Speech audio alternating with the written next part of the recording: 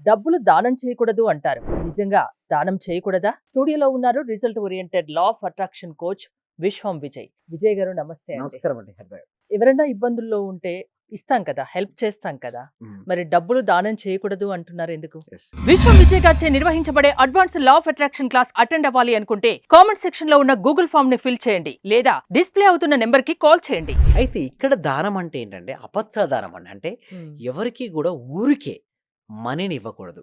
మీరు ఇట్లా ఎళ్తుంటారండి. ఓకే. ఎవరో ఒకళ్ళు అడుగుతూ ఉంటారు. రూ. 1 మనీ, రూ. 5 అని టెంపుల్ ముందు గావచ్చు, హ్మ్. బయట గావచ్చు. సో, చాలామంది ఏం చేస్తుంటారు ఇచ్చేస్తుంటారు. ఏంటి రూపాయే గదా! రూ. 2 గదా! హ్మ్. ఎవరైతే కర్మ జరగకముందు ఇస్తారో వీళ్ళ నుంచి మనీ లాగేస్తారు. అంటే అనవసరంగా మంచి చేయబోయి అంటారు గదండీ! అంటే ఏమంటారు? కొందరు దీనావస్థలో ఉంటారు. అలాంటప్పుడు డబ్బులు సంపాదించడం చేతగాని వాళ్ళు ఉంటారు. అలాంటి వాళ్ళకి హెల్ప్ అలాంటి వారికి చేయొచ్చు కదా! ఇవ్వచ్చు. బట్ ఎవరైనా అనారోగ్యంతో ఉంటారు.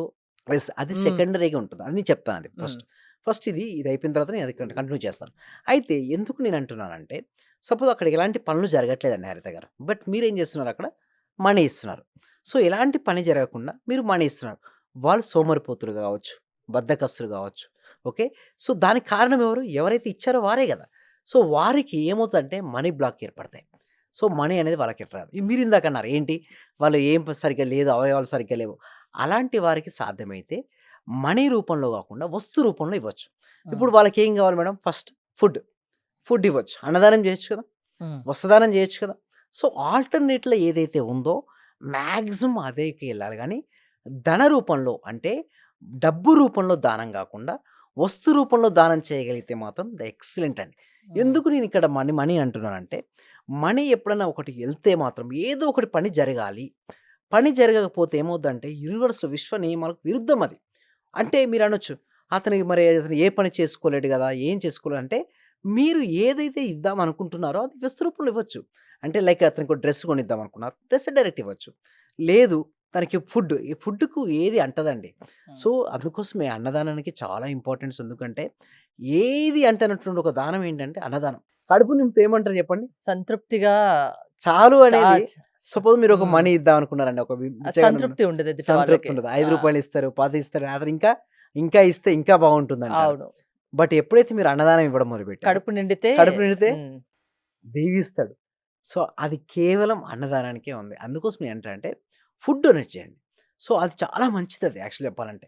సో, అందుకోసమే ఎవరు గూడా దయచేసి అపత్రదానం ఇవ్వకండి. హ్మ్. ఎక్కడైనా సరే అంటూ ఉంటారు. మనం ఏం పట్టించుకోవాల్సిన అవసరం లేదు. మీరనొచ్చు, "సార్ ఇగ ఈ లాస్ట్‌కి అసలు వదిలిపెట్టట్లేదు.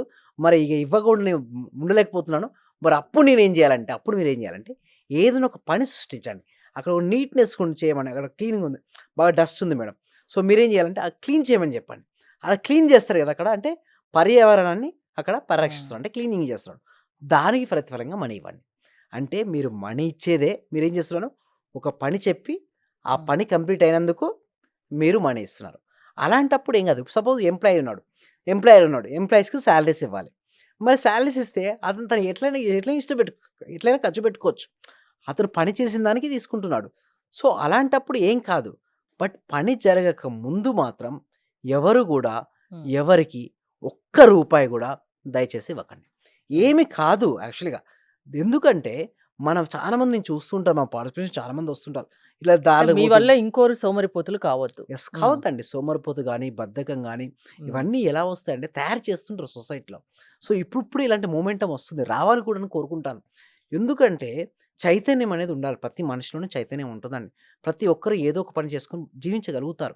సో, వారు చేయించడానికి మరి మీరే ఆపేస్తున్నారు. మీరు సపోజ్ ఇవ్వడం స్టార్ట్ చేశాడు మేడం. వాడికేమనిపిస్తది చెప్పండి? రేపొచ్చి అక్కడే కూర్చుంటాడా? అవును. తర్వాత ఏమవుతారు? మళ్ళీ వాళ్ళ ఫ్యామిలీ వాళ్ళు ఇప్పుడు హ్మ్. చూస్తే మొన్న నేను చూసిందేంటంటే బాంబేలో ఒక ఒక భిక్షగాడు అంటే రోజు అడుక్కునే వ్యక్తికి 3 బీహెచ్‌కే ఫ్లాట్ కొనుక్కున్నాడు మేడం. 3,00,00,000 3 హ్మ్. BHK flat. ఎలా పాసిబుల్? చూస్తే తను ఏంటి ఎవ్రీడే ఇదే పని. మరి హ్మ్. ఎలా పాసిబిలిటీ అని చెప్పండి? సో, దాన్ని అంటే అతనెక్కడ ఎలాంటి పని చేయకుండానే అలా ఇవ్వడం జరిగింది. అంటే ఇవి నేనెందుకు చెప్తున్నానంటే ఒక రూపాయైనా సరే ఇచ్చే ముందు మనం ఆలోచించి ఇవ్వాలి. ఎందుకంటే సపోజ్ మీరు మంచి కోసమే ఇస్తున్నారు. ఒకవేళ దాన్ని గనక అతను సరిగ్గా ఉపయోగించకుండా ఇర్రెగ్యులర్ యాక్టివిటీస్ వేరే యాక్టివిటీస్‌లో తను ఉపయోగించుకున్నాడు. బట్ దాని కర్మ ఎవరు అనుభవిస్తారు చెప్పండి? ఇచ్చిన వాళ్ళే. ఇచ్చిన వారికి దక్కుతుంది మేడం. హ్మ్. సో, అందుకోసమే మనం మంచి చేయబోతే చెడు ఎదురవుతుంది. ఎందుకు అనవసరంగా మనం మంచి చేయబోయి, మళ్ళీ మన లైఫ్ ఎందుకు వెనక్కి లాక్కోవాలి? అంటే ఒకటే ఒక ఒకటే రూపాయి ఒకరికిచ్చే ముందు ఆలోచించి ఆలోచించమంటున్నారు. ఇవ్వాలి. హ్మ్. అంతే. ఎందుకంటే మనం అనుభవిస్తున్నటువంటి సుఖదుఖాలకు హ్మ్. మనం చేసినటువంటి పాప, పుణ్య, కర్మ ఫలాలే గదా! మనం అనుభవిస్తుంది అంతే. ఒక వ్యక్తి సుఖపడుతున్నాడు. ఒక వ్యక్తి అనుకున్నది జరుగుతుందంటే తను గతంలో చేసినటువంటి పుణ్య ఫలమే ఇప్పుడు తను అనుభవిస్తున్నాడు. ఒకవేళ సరిగ్గా లేదు. ఇప్పుడు చాలామంది అంటారు, "సార్ నాకు డబ్బులు రావట్లేదు. నా జీవితం సరిగ్గా లేదు." అంటే సింపుల్ నేను ఒకటే అంటాను వాళ్ళకి ఫీడ్‌బ్యాక్ ఇది. జీవితంలో ఫెయిల్యూర్ అంటూ ఉండదండి హరిత గారు. హ్మ్. ఉన్నది ఒకటే ఫీడ్‌బ్యాక్. అంటే మనం ఏదైతే ఇచ్చామో అది తిరిగి పొందుతాం. సో, మనం ఏం చేసాం గతంలో? సరికాని తత్వాన్ని మనం చేసాం. దాన్ని మనం అనుభవిస్తున్నాం. అంటే ఒక ఫీడ్‌బ్యాకే తీసుకోవాలి. అంతేగాని నా జీవితం అంతే. నేను పేదరికంలో పుట్టాను. నాకు హ్మ్. మనీ రావట్లేదు. నా సాలరీ హైక్ కావట్లేదు. దానికి కారణం ఎవరు కాదు గదా! ఎవరికి వారే కారణం. మళ్ళీ అటువంటి కారణం నేను అని తెలుసుకొని, నా జీవితాన్ని నేను మెరుగుపరుచుకోవాలి. మెరుగుపరుచుకోవాలంటే నేను ఏం చేయాలి? నా ఆలోచన విధానాన్ని మార్చుకోవాలి? సో, ఎప్పుడైతే ఆ విధంగా ఆలోచించుకున్నాడో ఆ వ్యక్తి మారుతారండి హరిత గారు అంటే డెఫినెట్‌గా. అనవసరంగా ఒక రూపాయి ఎవరికీ ఇవ్వకండి. హ్మ్. ఇస్తే అది మీ దగ్గర లేకుండా పోతుంది యెస్. అంటారు. So law of attraction classes conduct చేస్తూ ఉంటారు కదా! అవునండి. మీరు ఎలాంటి విషయాలు చెప్తారు? ఏ ఏజ్ వాళ్ళు దానికి రావచ్చు? ఎవరైనా రావచ్చా? యెస్. టైమింగ్స్ ఎలా ఉంటాయి? మిమ్మల్ని హుహు. అప్రోచ్ అవ్వడం ఎలా? యెస్. ప్రెజెంట్ అయితే ఇప్పుడంతా హ్మ్. గూడా ఆన్‌లైన్ అండి. అంటే ఫ్యూచర్‌లో మేము ఆఫ్‌లైన్ ప్రోగ్రామ్ గూడా ఉంది. అయితే అది తర్వాత మేము డిస్‌ప్లే అవుతుంటాయి. బట్ ప్రెజెంట్ అయితే ఆన్‌లైన్‌లోనే. సో, ఇది కూడా ఆన్‌లైన్ ఏంటంటే ప్రతి ఒక్కరికి రీచ్ అవ్వాలంటే ఒకటే సంకల్పం ఏంటంటే ప్రతి వ్యక్తికి, ప్రతి కుటుంబానికి, ప్రతి ఇంటికి సబ్జెక్ట్ అనేది వెళ్ళాలి. అలా వెళ్ళడం కోసం ఏం చేస్తామంటే ఎవ్రీ వీక్ కూడా ఒక free advance law of attraction webinar conduct చేస్తున్నాం. దీనికి రిజిస్ట్రేషన్ చేసుకోవాలంటే కామెంట్ సెక్షన్‌లో గూగుల్ ఫార్మ్ ఉంది. లేదా డిస్‌ప్లే అవుతున్న నంబర్‌కి కాల్ చేస్తే మా టీమ్ మెంబర్స్ మీకు వాట్సాప్ గ్రూప్ లింక్ ఇస్తారు. మీరు జాయిన్ అవ్వచ్చు. లేదు నేను డైరెక్ట్ 6 డేస్‌కి ఎన్రోల్ అవుతుంటే, ఇప్పుడు మేము డైరెక్ట్ కూడా 6 డేస్‌కి మేము తీసుకుంటున్నాము. సో, మీకు ఇంట్రెస్ట్ ఉంటే మీరు కాంటాక్ట్ అవ్వచ్చు డిస్‌ప్లే అవుతున్న నంబర్‌కి కాల్ చేసి. మీరు విశ్వం విజయ్ గారి ఆన్‌లైన్ క్లాసెస్‌కి అటెండ్ అవ్వాలి అనుకుంటే స్క్రీన్‌పై స్క్రోల్ అవుతున్న నంబర్స్ కాల్ చేసి కాంటాక్ట్ అవ్వండి. మీరు చాలా జనరస్‌గా హ్మ్. డబ్బుకి ఆశపడకుండా ఎన్ని కన్సెషన్స్ ఇచ్చి ఇంతమందిని పిలుస్తున్నారంటే నాకు నిజంగా ఎంతో సంతోషంగా ఉంది. మీరు తొందరగా పాన్ ఇండియా లెవెల్‌కెళ్ళాలని, అన్ని లాంగ్వేజెస్ వాళ్ళు మీ వల్ల ఇదే మాదిరిగా లాభం పొందాలని, మీరు చాలా గొప్పవారైపోవాలని మనస్ఫూర్తిగా మిమ్మల్ని కోరుకుంటున్నాను నేను.